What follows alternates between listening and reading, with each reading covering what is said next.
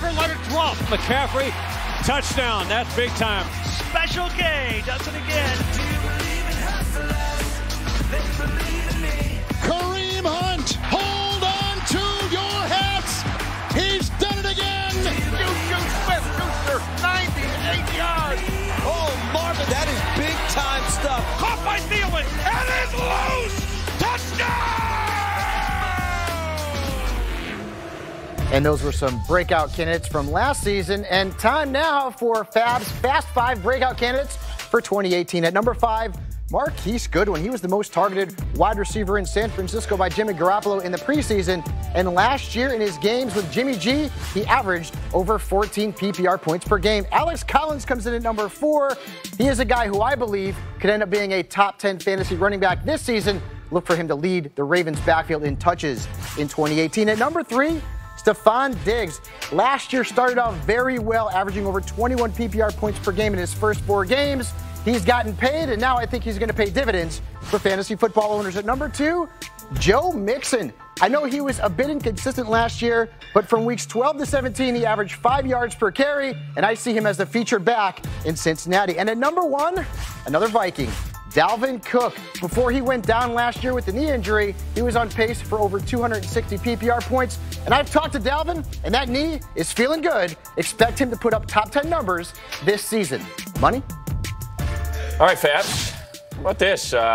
Look who made his way on the stage to the clever, the competitive, and at times I would say even churlish if things aren't going his way. Maurice Jones-Drew. And how about this, Maurice? In about an hour, you got pick number 6.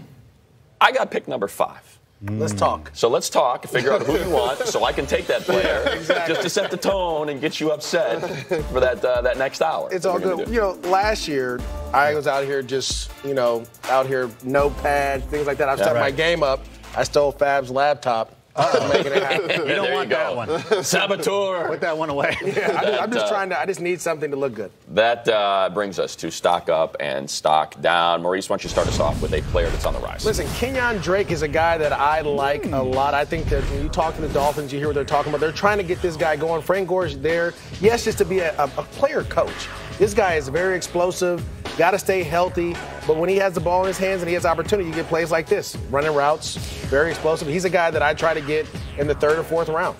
Rank, stock up. I love Michael Crabtree going over to Baltimore. They have lost 25 red zone targets with Mike Wallace and Benjamin Watson going to Philadelphia and New Orleans, respectively. Nick Boyle is the incumbent red zone target leader, which means there's going to be a lot of opportunity for Michael Crabtree, who does his best work in the red zone. And I am ready for the Joe Flacco redemption tour. And if I was allowed to speak to my single, I would be telling everybody right now, you jump on Mike Crabtree before the 9th round. And if we were a producer, we would say, wrap it up. There's no single. No, he goes, enough talking out of you. Wrap it up. Enough talking out of you. I'm going Jimmy Garoppolo. You always talk about, in the draft, players finding perfect situations. Jimmy Garoppolo and Kyle Shanahan are a perfect marriage. What does he want? Play action, plant that back foot, deal. And that is what Jimmy Garoppolo is good at. It doesn't matter the names on the back of those jerseys. He's so darn good in this system, and I suspect, like all of us suspected after that run last year to close the season, that Garoppolo's going to not only be fantasy relevant, but he's going to be QB1 territory. Marcus. Wow.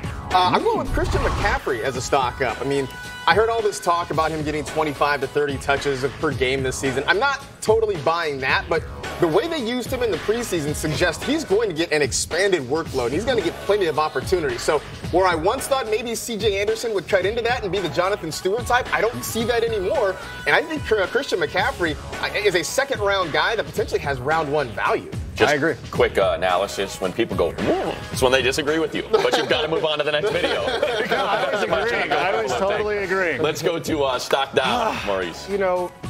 This offseason, Kelvin Benjamin kind of said some bad stuff about Cam Newton. A little bit. And then the football guy said, okay, you get Nathan Peterman. That, to me, is why he's stocked down. It's not the play. I just don't know what to do. We don't know the quarterback situation. Nathan Peterman, last time we saw him, he did what to your Chargers? 5 interceptions. Okay, so I don't think he'll be getting the ball that much. At least he sees him in week 2. Yeah. That'll be fun. That's it it for will be me. fun. Remember us? Remember this group here?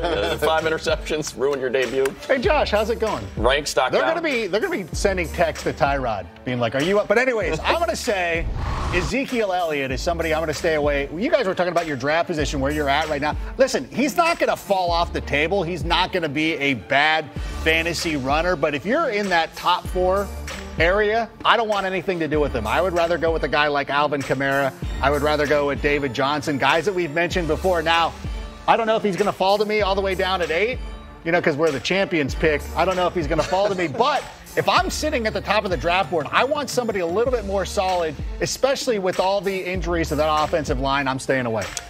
I'm staying away. This is for draft's sake. If you have not done your draft yet, what is the Eagles' offense? Everybody's hurt. No Alshon Jeffrey. Nelly Aguilar's busted up. Jason Peters, we don't know when Carson Wentz is going to return, and we don't know what that running back rotation is going to look like. I mean, is Jay Ajayi the guy? I don't know, because everyone has been hurt up to this point, and we don't quite know if they're going to keep doing things the way they did last year, which they rode all the way to a Super Bowl, which was what?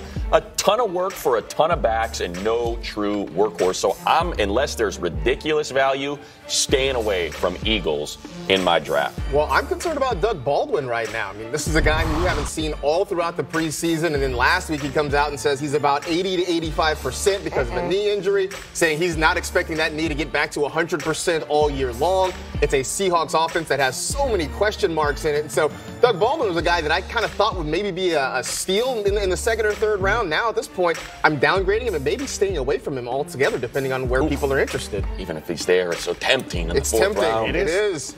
Just a minute on Fantasy Live, presented by Subway. Marcus Grant never guesses, but guarantees the top 5 quarterbacks for the 2018 season. Might it include a debut of a Deshaun?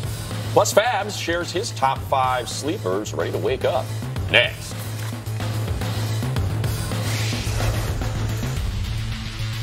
Folks, if you look out your window, we're flying over IHOP's delicious international pancake combos. Sweet tres leches. Pancakes. Let's back this thing up and take another look.